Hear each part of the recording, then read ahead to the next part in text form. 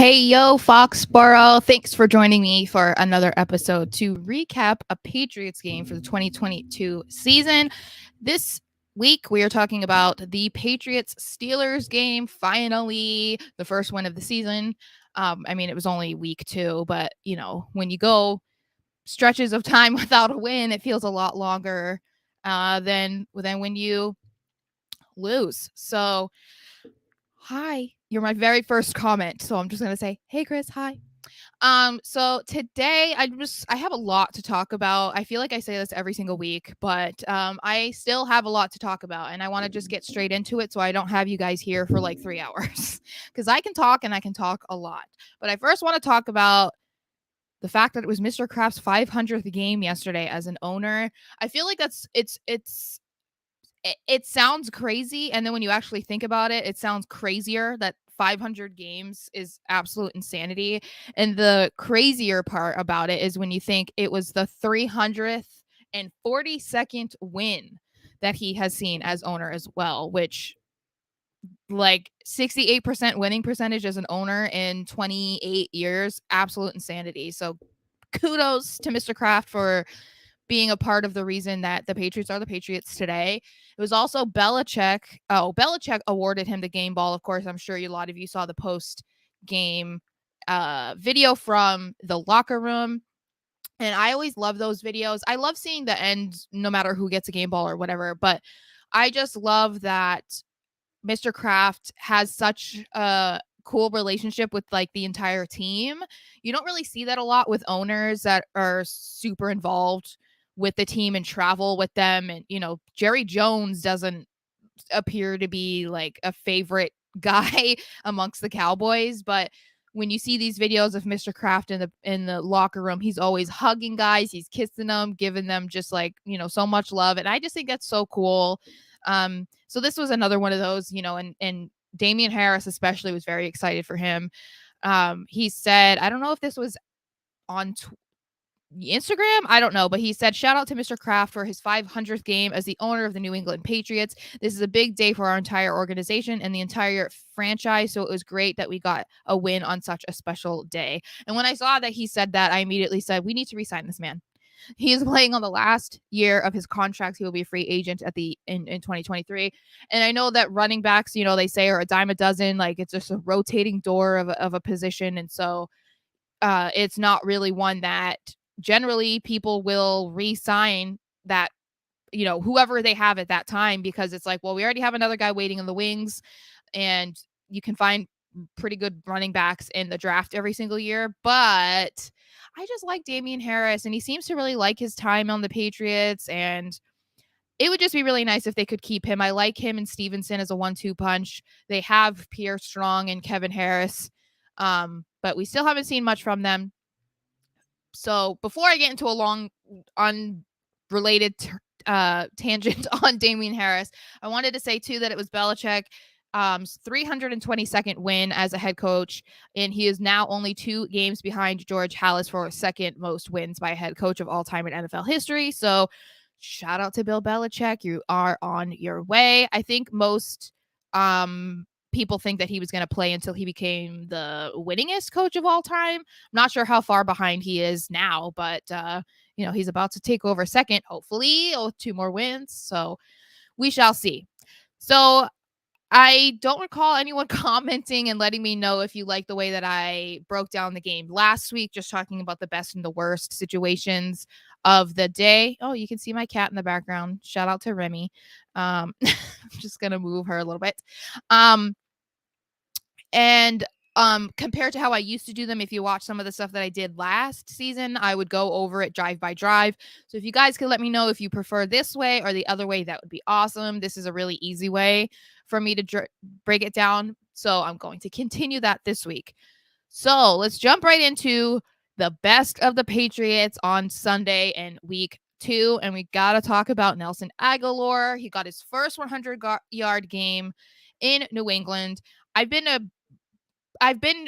a big believer in Agholor since the Patriots brought him in last year, and a lot of people were not on board. I think, a lot of people were saying that he was overpaid, that they weren't impressed with him, that they brought up the meme of the guy from when he was on the Eagles.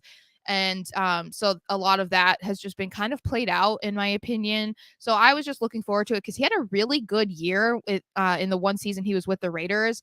And it's one of my favorite stats to always talk about, and I'll say it almost every single time we talk about Nelson Aguilar, that he had 18 yards per catch in his one season with the Raiders. So we know what he's capable of. He can be a complete downfield threat, and he was phenomenal yesterday. So he ended the game with a perfect stat line, 6 of 6 receptions for 110 yards and a touchdown.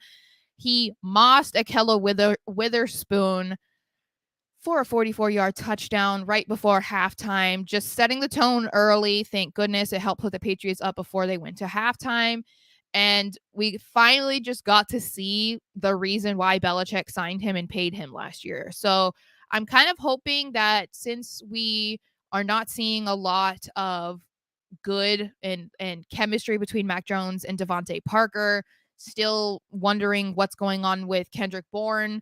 We'll get into that later. And the tight ends, which we'll also get into that later. It would be nice if we could see kind of like an elevation of Aguilar into the offense, because, I mean, this was a complete display of what he can do for the team. And I think they need to try and take advantage of that. Obviously, him and Mac Jones have a good connection, and it's working. So this was his first 100-yard game as a Patriot, as I said. But interestingly, this was also Mac Jones's first 100-yard game receiver. So it was a big day for both of them. And also, this was another interesting stat, because I didn't even think about this, which I think when it comes to the Patriots, like, they spread the ball around so much that they don't have a true number one, really. So this was the first time that the Patriots had a 100-yard receiver since December of 2020, when it was Jacoby Myers against Miami. So almost 2 years it's been since the Patriots had a 100-yard game for a receiver. So congratulations to Nelson Aguilar. I think that's pretty cool, and I would like to see it happen more, especially with the talent that they have offensively. I think that they can do it. I also saw this before I went live. Andrew Callahan from the Boston Herald, from watching film, he said Nelson Aguilar broke 2 tackles yesterday in his most physical game as a Patriot, and last season he only had 3 broken tackles. So 2 tackles in one game compared to 3 last year. Really great showing for him yesterday. I want to check out the comments before I move on. Chris Godwin in the house. Chris Goodwin. He said, sadly, Bill does not pay running backs. I know. And that's a conversation for another day. I don't even want to get into that right now. Freddie says, solid win this week, but Mac decision-making is problematic. If the Steelers have a better quarterback, we lose the game. I'm going to get into Mac later. I do not disagree. So we will talk about that shortly. Don't you worry. Another good part of the Patriots yesterday was the offensive line, which is a little bit of a shocking development, I think, considering what we saw from the preseason and even last week. Last week was much better than what we had seen in preseason leading up to the game, but this was a way better showing and a lot more promising, I think, than what we had been seeing. We knew that coming into the year, there was a lot of problems on offense, but it seemed a lot of them were stemming from the lack of protection on Mac Jones from the offensive line and the lack of them creating space for the running backs to run through. And so we saw a massive difference yesterday. They won this past week when they found out that TJ Watt was not going to be playing in this game. So that was a massive win coming into the game. And I have to say that I am very thankful that he was not on the field, because I think that even though the line did a lot better, he's a guy that you can barely stop. Like, he's a dominating force, and I mean, there's a reason why he is the reigning defensive player of the year. So thankful that he was not on the field yesterday. His injury is very confusing to me because they said it was a torn pec, but did you guys see him in a sling? I didn't see him in a sling, so I'm confused. Hopefully he's okay. I don't know if they did put him on IR, so hopefully he can come back in four games. That would be great for the Steelers. So the offensive line did not allow a single sack yesterday, which was big because I think it was 2 or 3 sacks against the Dolphins, and they only allowed 3 quarterback hits for the entire game. So that was Strange allowed a hit on Wenu and Stevenson technically. And they opened up gaps for the running back. So Harris and Stevenson totaled 24 carries for 118 yards, and Harris scored a touchdown, which would end up being the winner for the game. So a much better showing. Very promising, as I said. If they can continue on this streak of improvement and helping Mac in that way, because Mac has some other issues, like I said earlier, that I would get to later. He has other issues that he's trying to figure out right now, but if he can have the line being one less issue for him to be concerned about, then we are going to be in a far better situation going forward. I have more stats about from Andrew Callahan. He said the Patriots O-line went from 6 run stuffs allowed in Miami to 1 in Pittsburgh, a play they followed with 2 successful runs that literally ran the clock out. So, like I said, great performance by them yesterday. And I want to specifically talk about Cole Strange, who is proving the doubters wrong.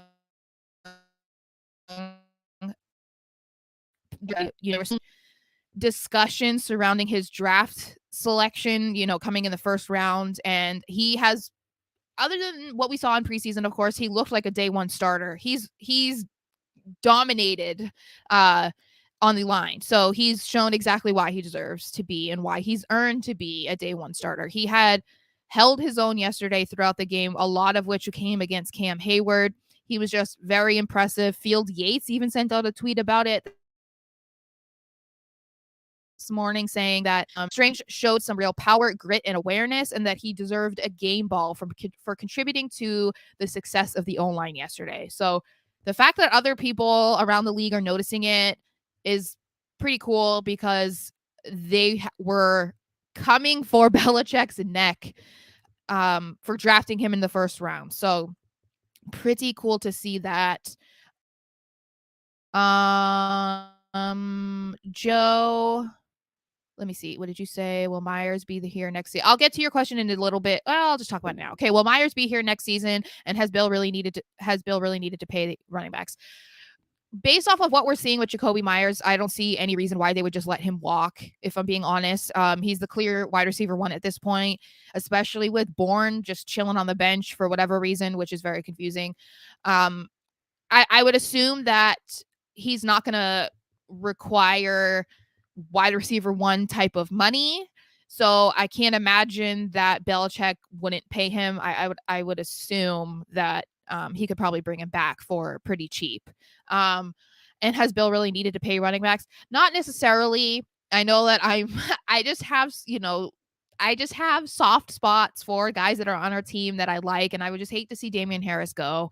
He just seems to really enjoy being on the Patriots, and of course, he's playing with his best friend Mac Jones. So, I think it just depends on how the rest of the year goes with Pierre Strong and Kevin Harris, and I guess what their intentions will be with JJ Taylor going forward, because maybe that'll impact their decision on whether or not they keep Harris, because Harris and Stevenson look great together. And, they're going to be really good together for years if Belichick allows them to. Chris says the O-line did a great job of protecting Mac in the game, aside from a couple penalties. Yep, and I'm going to get into that in a little bit as well.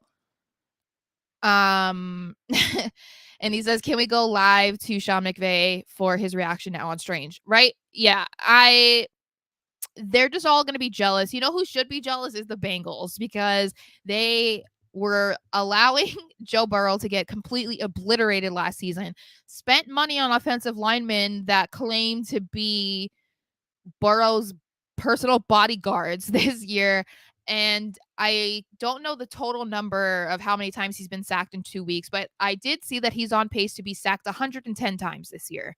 So, the situation for Mac Jones could be a heck of a lot worse. And I am thankful that we have somebody like Cole Strange on the line to make sure that it isn't that bad for Mac Jones. So moving on to the defense. One of the more exciting parts of the Patriots team altogether. I feel like most of my favorite players are on the defense, and that just reminds me of when I first started paying attention to the Patriots when I was, a preteen, teen, in the early 2000s, because my favorite players were all on defense. Mike Vrabel, Teddy Bruschi, McGinnis, all of those guys. So very reminiscent of that. The pass rush, stopping the run, completing tackles, phenomenal again yesterday. They've averaged through 2 games 3 sacks per game, which is awesome. I saw this tweet from Robert Alvarez. If you follow him on Twitter, he writes for PatsFans.com, and I put this in my article for Musket Fire as well. So I wanted to mention this because I think that this kind of puts a little bit into perspective for people who are on the fence about celebrating the Patriots win and trying to decipher whether or not it was a Patriots win or more of the Steelers handing it to them, which is ridiculous. But, we're all entitled to our own opinions, even if I feel they're wrong.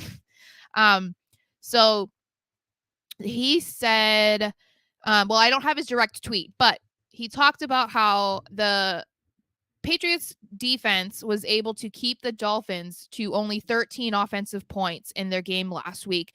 The Dolphins had a complete shootout yesterday against the Ravens in Baltimore, scoring 42 points to win the game. So the fact that the Patriots defense was able to hold them to only 13 points looks even crazier now, despite the fact that the Patriots ended up losing. The Ravens defense allowed them to score 42 points. Mind you, I think it was like 35-7 or something at one point, and the Ravens defense allowed 28 points like right away to catch up, and the Dolphins ended up winning at the very last second. So that was a hot mess. And then if people want to discredit the Patriots win against the Steelers, we have to look that the Steelers took the Bengals to overtime last week. The Bengals are the AFC champions right now, and they were in the Super Bowl, and they were basically like one play away from winning. So they took them to overtime, and the Patriots only allowed them to score 14 points. So credit to the Patriots defense. I think that we need to start looking at games more in this type of perspective too. Like, you can break it down and you can pick apart what was good, what was bad, and what you wish that was different. But we also need to give them credit in this way because it matters. So I wanted to make sure that I talked about that. So the defense also limited their running backs, knowing it's run through Najee Harris, who is a top running back in the league. They only got 91 yards on the ground yesterday, and they only allowed the offense 259 total offensive yards. So a big day for the defense once again. Another stat from Andrew Callahan, who is apparently watching a lot of film this morning. He said that the Patriots only missed 3 tackles yesterday and put a lid on all of the Steelers' deep passes, which were mostly early down play action shots and deep overs on third down. The only explosive pass play allowed was George Pickens' 23-yarder before halftime. So another good day because, they even did a good job last week about shutting down mostly of Tyreek Hill, who again had an insane stat line yesterday against the Dolphins. So impressive for the Patriots defense to do such a good job. And they held Pittsburgh to only 4 yards per handoff. So good job. Shout out defense. Clearly, this is going to be a team that is going to be won with their defense. And let's give kudos to the specific players who stood out yesterday. Matthew Judon was doing Matthew Judon things yesterday, which we love to see, of course, as a fan favorite. We all love Judon. He had 4 tackles, a sack, a tackle for a loss, a pass defended, and a quarterback hit. His most memorable play was in the fourth quarter. He had great coverage and just knew what was happening with this play. And he made a big stop on third down when he got to Najee Harris, forcing an incomplete pass, and ended up resulting in the Steelers needing to punt the ball. So he's not been just great in getting to the quarterback. He's also involved in pass breakup. So that was pretty cool to see. And I wonder if we're going to see more of that. I think the defense is good enough at this point that we could be seeing more of that. Belichick even complimented him in the post game, saying it was a great play, and mentioned that it was an even better play because of how good Harris is for the Steelers as a pass catcher and not just on the ground. So, yeah, so I was really excited to see that. I was also really excited to see Mack Wilson, who's one of my favorite guys on the team this year, and Jalen Mills were shutting down Trubisky with some of their standout plays this game. Mills, first of all, he was all over Deontay Johnson for most of the game. He forced a fumble, which was recovered by Josh Uche and run back into the end zone for a 38-yard touchdown, which was called a touchdown on the field. It was overturned, but I feel like the effort there was good to see. And I was happy that the referees didn't call the play dead, because we've seen how many times they've made that mistake. And I was happy that even if everyone was like, oh, it was dead or whatever, it was nice to see that the referees were not getting involved and just allowed it to continue. So, even if it was overturned, it was a great effort by all of them. And then also in the fourth quarter, Wilson tracked the ball perfectly when it left Trubisky's hand. He got his fingertips on the ball just enough for the ball to fly over Johnson's head and land right into Jalen Mills' hands.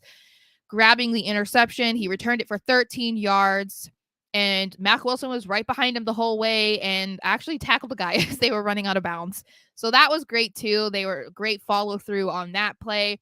Mack Wilson just commented on this. He was just speaking to the media. He talked about this specific play. He said it was play action. I kind of read the O lineman and saw they weren't climbing up the second level. And then I saw Trubisky. I saw he was looking at me and I followed his eye. So great awareness from Mack Wilson. I think it's cool to see some of these younger guys get these opportunities, because I think that we have a list are going to be the top performers for the defense. And so far they are doing what we expect them to do. But then we have these guys that are actually showing out and making impactful plays in games. So I'm really excited for Mack Wilson. That trade for Winovich with the Browns is definitely paying off. And I saw too that he said he didn't find out that he was starting yesterday until right before the game. Can you imagine how nerve-wracking that must have been to only find out starting that, hey, by the way, you're going to be starting today? So that was pretty cool, and he seemed excited and happy about it. So shout out to Mack Wilson, one of my favorite guys. And then I also want to talk about this as far as pass coverage. Yesterday I saw this stat. I can't remember who posted it. I don't remember. I'll have to look on my Twitter, but it was the grades per Pro Football Focus for pass coverage yesterday. Jack Jones, Juwan Bentley, Miles Bryant, and Matthew Judon all ranked above a grade of 70. So that is a lot better than what we have seen. And the fact that they're able to contain such prolific pass catchers and Tyreek Hill last week and this week with Claypool and Johnson and even Najee Harris getting involved in that way. Really, again, another promising part. I think that, the defense is going to be definitely the better side of the football this year. At least that's what it's looking like. And I think it's exciting. I think, it's been a while since the defense has come out this strong collectively. Last year, a lot of the defense was running through Matthew Judon, which was exciting, but it's nice to see them do as well as they are as a unit.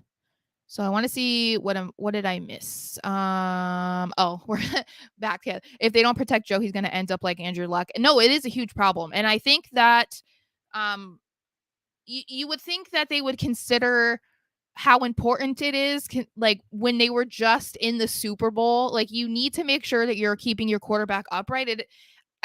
It's hard to imagine that there are head coaches and people who work in the NFL or on a team that don't really recognize the importance of an offensive line. And I feel like there's so much focus on, getting, oh my goodness, I have like 2 fans on me because it's so warm and it just keeps my hair blowing in my eyes. There's so much focus on, the big and the big name defensive linemen, and that's great and everything, but your offensive line is just as important, and you need to make sure that when you are working with a young talented guy like Joe Burrow, that you're keeping him upright enough to make sure that he's healthy. Like you can't maintain this, and it's just unfair for him because he dealt with it all of last year. And look what ended up happening with Russell Wilson. Although I don't agree with everything, I mean, in the 10 years I think it was in Seattle, he was the most sacked quarterback out of every quarterback for I can't even remember how many years before that. It was absolutely insane. And that's one of the reasons why he ended up leaving Seattle, because they weren't focusing on improving that. So the Bengals need to keep doing that. Thankfully, the Patriots seem to be working in the right direction. They have some young guys on the line that will be there for a while. So thank you, Chris. He was sacked 13 times in 2 games, which is absolutely atrocious, and they should be completely embarrassed. Oh, okay. Matt gets rid of the ball faster than Burrow. Okay, see, this is why we have someone like you, D22 Williams, because you have these like little tidbits of stuff that I don't know. So thank you for that.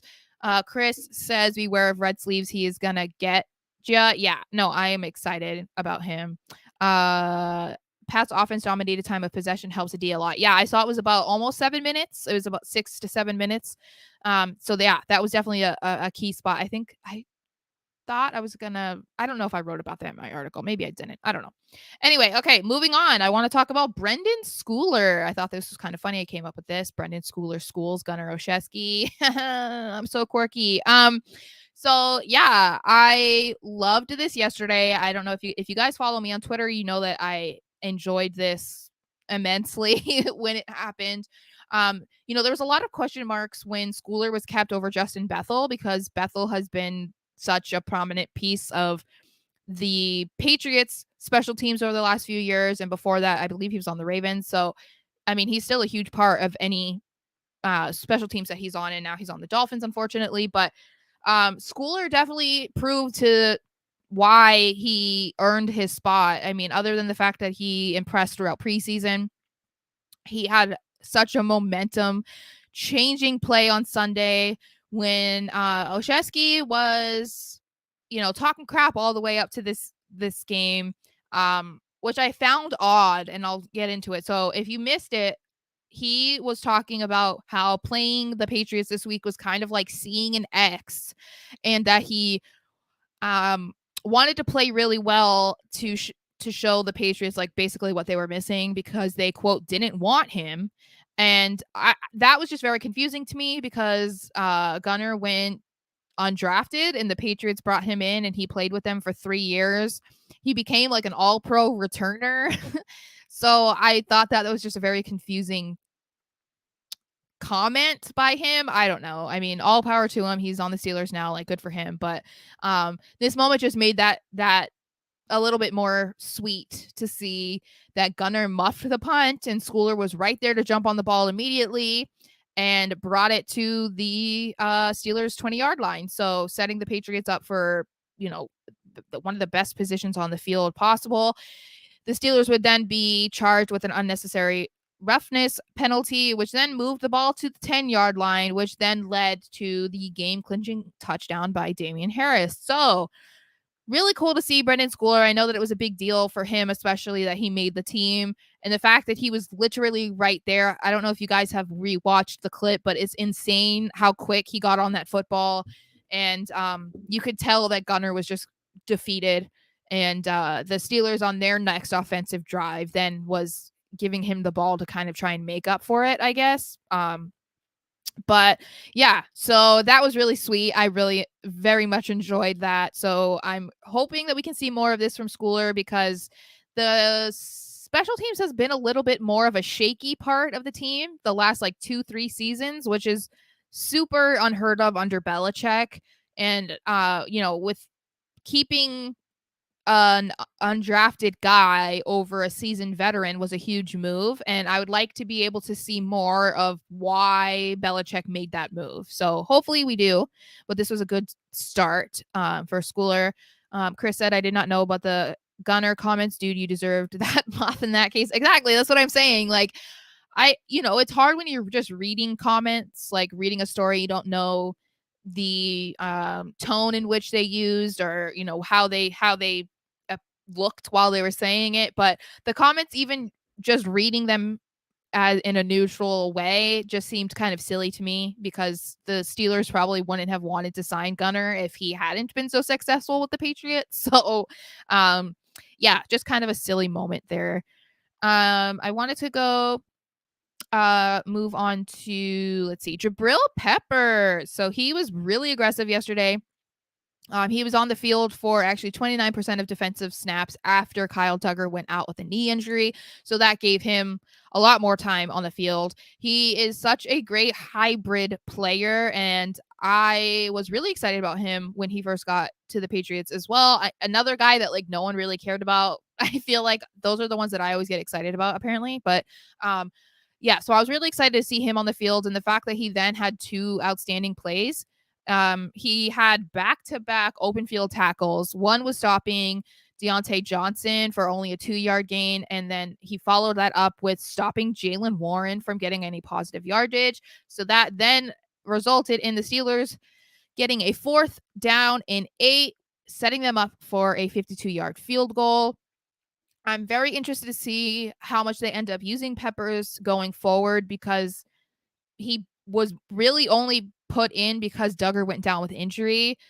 And he's clearly the starter at this point, and Duggar's on pace to have a really great season as long as he's not injured. That's one concern. But because of how aggressive Jabril was playing yesterday, I feel like they should try to incorporate him in some way too, because he also can play in multiple positions. So it doesn't have to just be, wherever Duggar was playing is the only way, the way that Peppers can get on the field. So I was very impressed with him yesterday. Let's see. China Jones says, "Hey, Sara, Steelers left Schooler wide open. That's how we got the ball." That is a good point. But it was just a great play. Great play. Very good awareness, and great that he was able to maintain grasp of the ball, because when they just pile up and they see that a ball is out of the hands of somebody, they start piling on each other and grabbing it from whoever has it. So really good play. And just interested to see where Schooler goes forward. Freddie says, side note, NFL Sunday Ticket is the worst. It went down in the second quarter of the game and didn't come back up until the 4th with like 3 minutes left. Oh, where do you live, Freddie? Because I had seen, I don't remember who posted it. It was like Mike Giardi or something. That most of the country actually was supposed to get the Patriots Steelers game on CBS. So I'm in Arizona, and I was lucky enough to get it on CBS. I know that there was quite a few people that were actually like over on the East Coast that were getting different games. So I haven't had issues with Sunday Ticket so far. Knock on wood. I'm knocking on my desk because I use that as well. But oh, you're in Florida. Okay, yeah. So I guess you do have 3 Florida teams playing, so that's probably why. But hopefully they can figure that out. Something like that happened to me last week. I think it was during Monday night, the Monday night football game. My cable company decided they were going to be doing maintenance on their cable stations, and so I ended up having to watch the game on Peacock, I think. So I feel your pain. I was just fortunate that it wasn't the Patriots. It was just, I wanted to watch a game because that's how it is. But hopefully they can figure that out. And hopefully next year the NFL will make their own streaming service, and that's better than NFL Plus, because NFL Plus right now is a hot mess from what I understand. And also you can't watch out of network games, which is ridiculous. They need to make an NFL version of the Sunday Ticket so that everybody can watch whatever game they want, because so many fans do not live in the area in which their team represents. So if I want to watch the Patriots and I'm in Arizona, then make an app that allows me to do that. Fingers crossed that works out. So I want to move on to Damian Harris. He was a big reason for the Patriots win yesterday. He benefited a lot, of course, from the improvements shown by the offensive line. He totaled 15 carries for 71 yards and a touchdown. The touchdown was the one that would put the Patriots over the edge in what would end up being their winning score. He and him and Stevenson appear to be kind of splitting Montgomery's reps, but I was a lot more uneven than I thought it was. Harris was on the field for 27 steps and Stevenson was on for 42, which I was kind of surprised about because last week it was kind of reversed. So I'm not sure how they're going to figure that out. We know Montgomery's out for at least 4 games. I hope he comes back this season. Belichick didn't seem too thrilled about it. I don't know. It was kind of a weird situation from him, but really good to see that the run game is working because that was another part of the offense that was a complete mess in the preseason. So definitely much better than what we had seen. And now I want to get into the middle of the road performers, which is basically just Mac Jones. So yesterday he was good, but not great. As I alluded to earlier, it wasn't his performance that is bad. It's more so his decision making. So that is what is most concerning to me. I even tweeted about it during the game. He came out great. He led a successful drive that ended in a field goal, which was much better than how it went last week. But his decision making is what has been the weakest area of his skill set this season. And it's a little odd because it's never been an issue with him even during his rookie season that wasn't a problem. And I feel like that's one of the weaker points of the offense as a whole, not just Mac, but just in general. So his bad decision making, there were 2 instances specifically that I would say were probably the worst. He missed a wide open little Jordan Humphrey for what would have been a big play, if not even a possible touchdown. He decided to throw a deep pass to Devonte Parker, which, as we've seen through 2 games, is a big mistake. Because this one once again ended in an interception with Minkah Fitzpatrick coming up with the ball. So other than the fact that he missed a wide open receiver on the other side, he chose to throw it in the direction of Minkah Fitzpatrick, which is like, what are you thinking? Like, I mean, that was just a bad decision. Like you don't throw in Fitzpatrick's direction if you can absolutely avoid it. His next bad moment was in the 4th quarter. He chose to throw to Jonnu Smith, who was smothered by defenders. He was double covered instead of throwing to Myers or Kendrick Bourne, who were both open on the same play. So he made a wrong read, made a bad decision, pled for a flag after the play. Of course, nothing happened, but yeah, that is what's more concerning is he's just not. Last week it was more so like pre-snap awareness and reading the defense pre-snap. This week it was bad decisions and I feel and making bad reads, obviously not scanning the field, not seeing the guys that are open and forcing a play to happen when it's just not going to. So that was definitely concerning. He ended the day 21 of 35 for 252 yards, 1 touchdown, 1 interception. He did lead a successful final drive to close the game out. So even if they, just ended the game that way, there wasn't any scoring. It did show good urgency and what could possibly happen for the Patriots game offense going forward. It's kind of unclear why he's struggling so much with the decision making. I was kind of trying to figure out what exactly it could be. And a lot of what we thought it was because of the uncertainty with the offensive line. But with that being basically under control completely yesterday, it doesn't seem like that's what it was. It's possible because of, the back injury that he dealt with last week. It could be because he's still just not completely comfortable with the game plan and the play calling. I'm not sure, but definitely a little bit worrisome.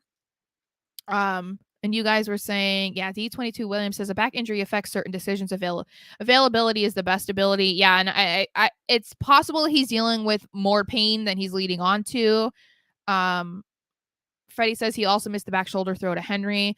Yes, that I was going to talk about the tight ends too.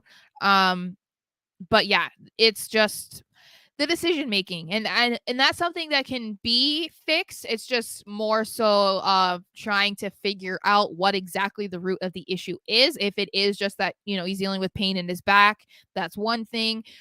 But I think a lot of it seems to be falling on the shoulders of just the game plan and the play calling, or something just seems off because this was not an issue last year.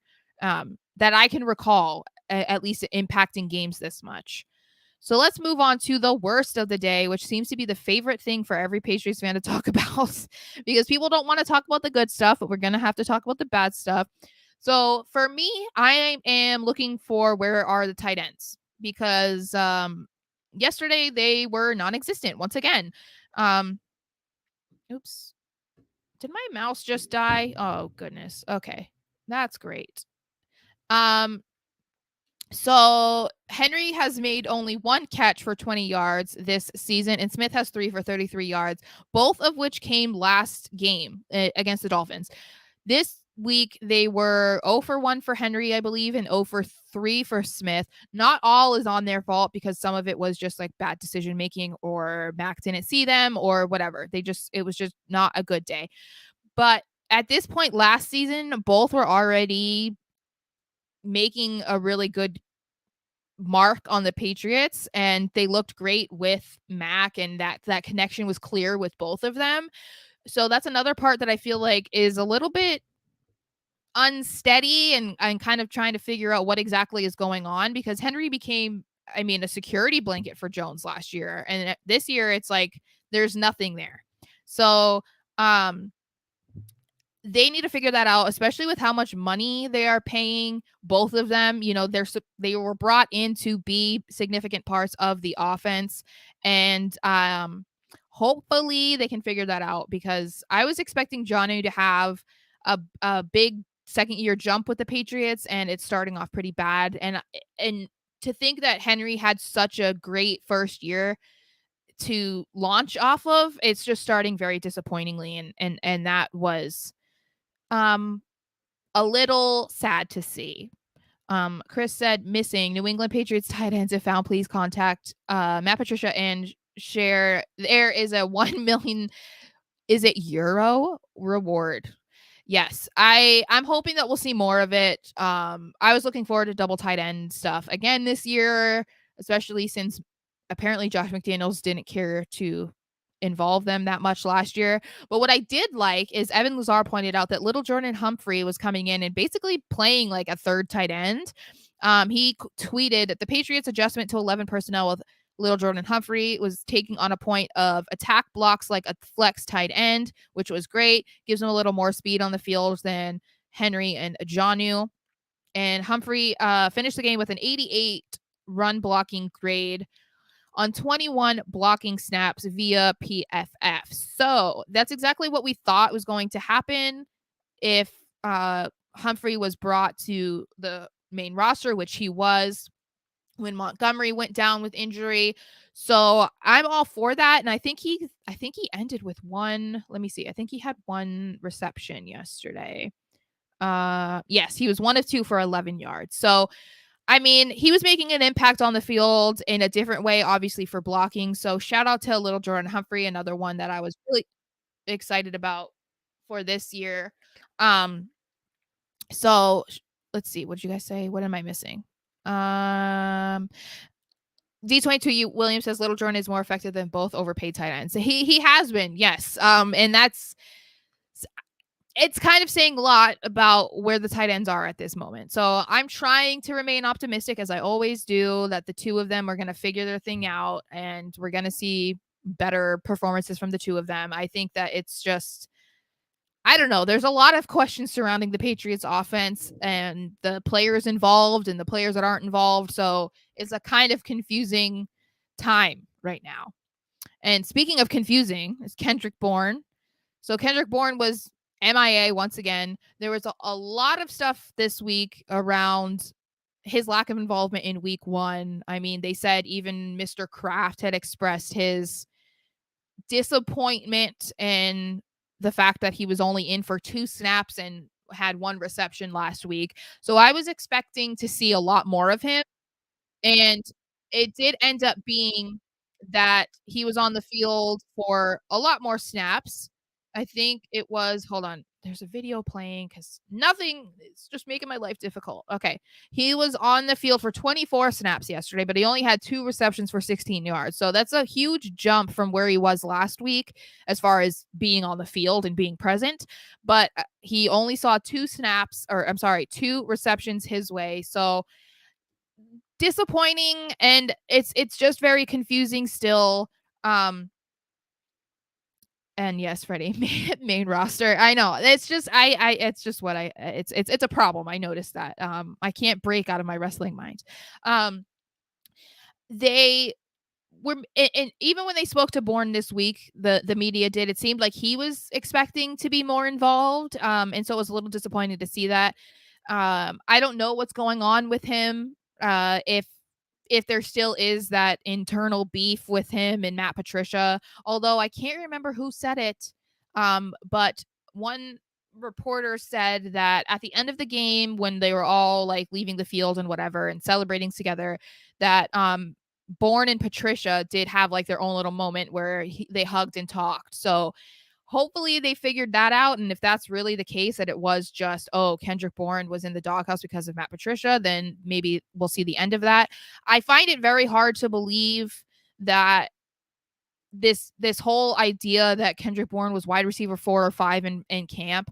I feel like there was a lot more to it than that. And it's hard for me to imagine given the fact that he killed it last year. We know what he's capable of. He was wide receiver 2 last year, only coming in like 50 yards or less. I can't remember off the top of my head.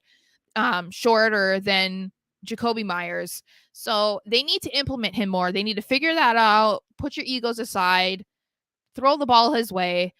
Just like I said earlier, with the question marks at Devonte Parker still, which I'm going to get to in just a second, with the tight ends not being involved, we need Kendrick Bourne. He needs to be there. He can be an impactful player, and there's no reason for him to be sitting on the sideline just watching a game. It's just ridiculous. Let's see.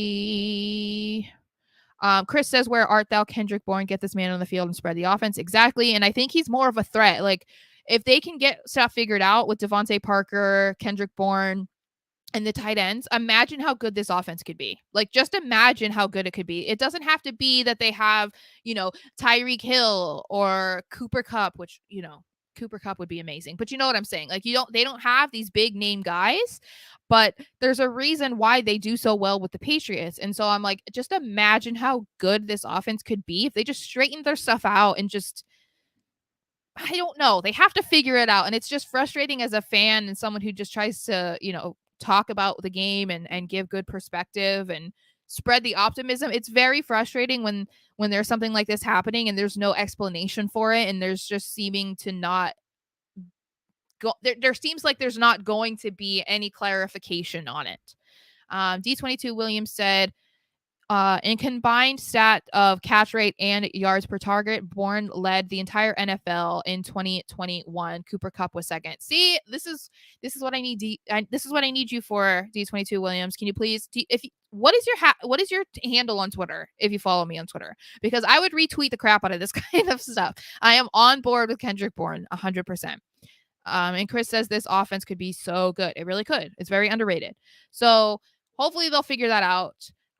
Let's move on to what is going on with Devonte Parker.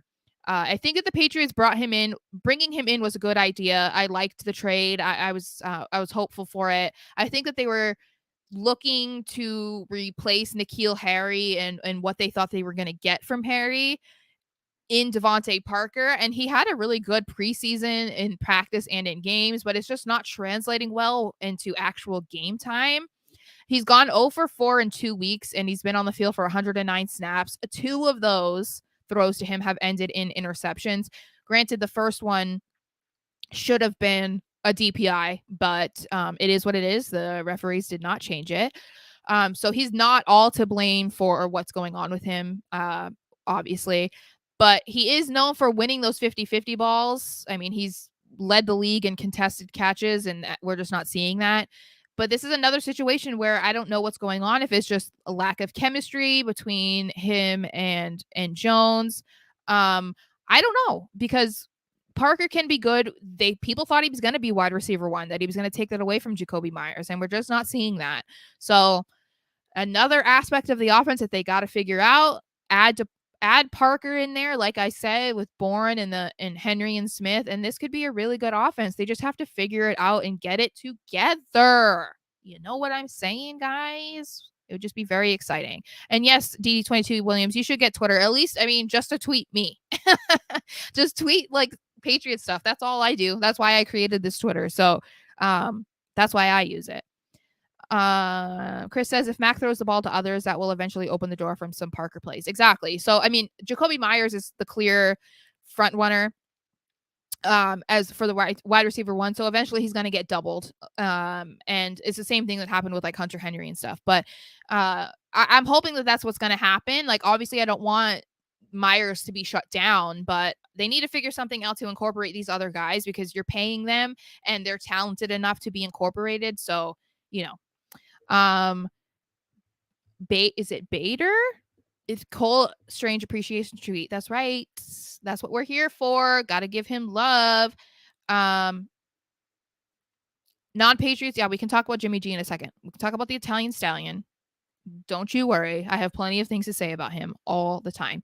So let's move on to the not so fun parts. This isn't player specific, just things that the team needs to work on.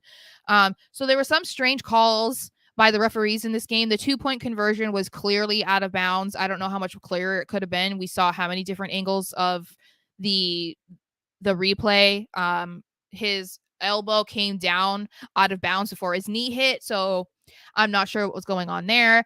And they also gave the Steelers a really generous spot for a first down, which was not challenged. So and the 2-point conversion, which was odd, is the referees didn't even decide to replay it. It was like we were seeing the replays, but they didn't choose to look at it again, which is very odd considering we're told consistently that every single time a score is made in a game, it's automatically reviewed. Why didn't this get reviewed?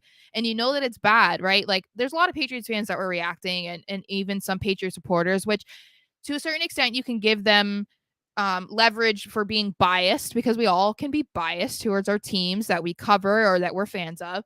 But you know that it's bad when Mike Reese says something. He's covered the Patriots forever, yes, but like he's always very neutral. Like he'll call the team out when they play bad and he'll praise them when they play well. But when even he is commenting and saying that they needed to watch that replay and they needed to take the 2-point conversion away, that's when you know that it's real. So just completely weird plays by the referees. And I'm glad that it didn't impact the game more than it did, because if it had swung the game in the Steelers' direction, I think that we would be having a completely different conversation today. So injuries. That was a big part of the game yesterday. So Gotcha went down and Bentley both went down with back injuries during the game, but they would both return to the field. Definitely worth monitoring those games. Obviously, back injuries are no joke, and it seems like it definitely possibly impacted Mac Jones this week. The severity of those, I'm not sure. I haven't seen anything yet. I'm sure we'll hear about that either, shortly today or within the next couple days. And Kyle Duggar went down with a knee injury. He did not come back in the game. Waiting on an update for that as well. I haven't seen anything. Hopefully it's not too bad. Luckily, they do have Jabril Peppers, like I said earlier, if they want to. But Kyle Duggar was on pace to have a really great season, so I'm hoping this isn't something that will have him sidelined. That would be a big bummer. Damian Harris also looked hurt towards the end of the game, but he said he was fine in the post game. So I'm going to believe him. He was seeming to be all happy and jolly in the post game and said, I'm fine. So we'll just have to believe him. Penalties was another issue in this game. And ironically, I don't know if you guys noticed this, but all of them came to the offense. The defense was not flagged for a single play yesterday. But these penalties are piling up and they're very untimely. They're momentum swinging. They are giving too many second chances to their opponents, and it was just a mess yesterday. They were penalized 7 times for 55 yards, and they were just quite a few of them were just lazy penalties that just didn't need to happen. There was a delay of game that happened, in the first quarter. That was on, I think, their first drive, which ended in a field goal. They um they really did penalize Mac Jones for intentional grounding, which intentional grounding deserves to be called sometimes, but other times it's just one of those like atrocious calls that's like, what are we doing?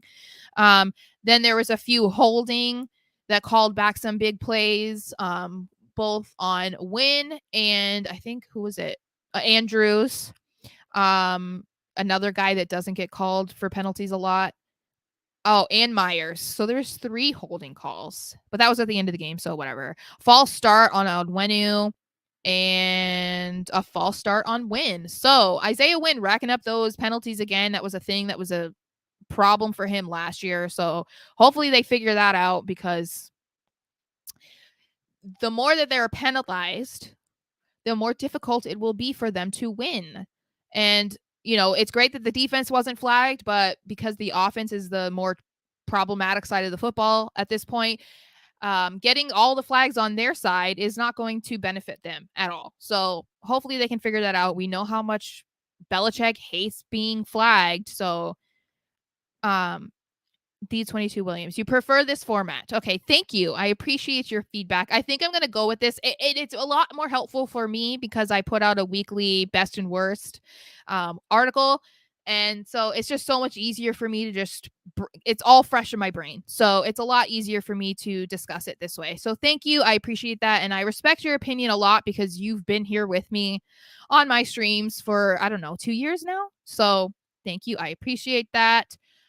Chris says, I hope that Bill goes mad over some of those penalties. Yeah, because some of them were ridiculous and unnecessary. And fortunately, it didn't, like I said, it didn't swing the game in the Steelers' favor. They were able to, get down the field enough that it wasn't an issue. But, when they get these positive plays and then they're called back because of something like, a holding, or what was it last week? They didn't have enough men on the field. Like, it's just unnecessary. Okay, so Chris wanted to talk about Jimmy G. What did you want to talk about with Jimmy G? There's a lot that I can talk about with Jimmy G. The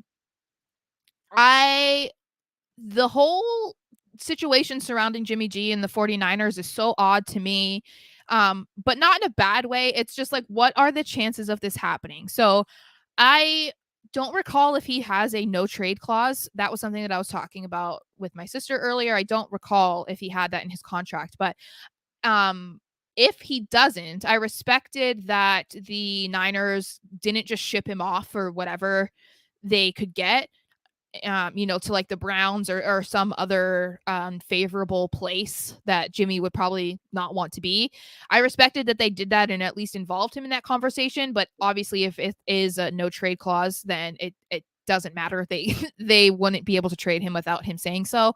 But the fact that it happened this way, I know that a lot of people were questioning why he decided to stay in San Francisco, because he was going to be the backup. And so it was like, okay, to me, it made sense because at least next year he'll have the opportunity to decide wherever he wants to go. And there's going to be teams that are going to need a starting quarterback next year. So it gives him a lot more options than it would have this year. But what are the chances that in only the second game of the season that the starter that they go with goes down with a broken ankle and Jimmy comes in as the starter? Like, what are the chances of that happening?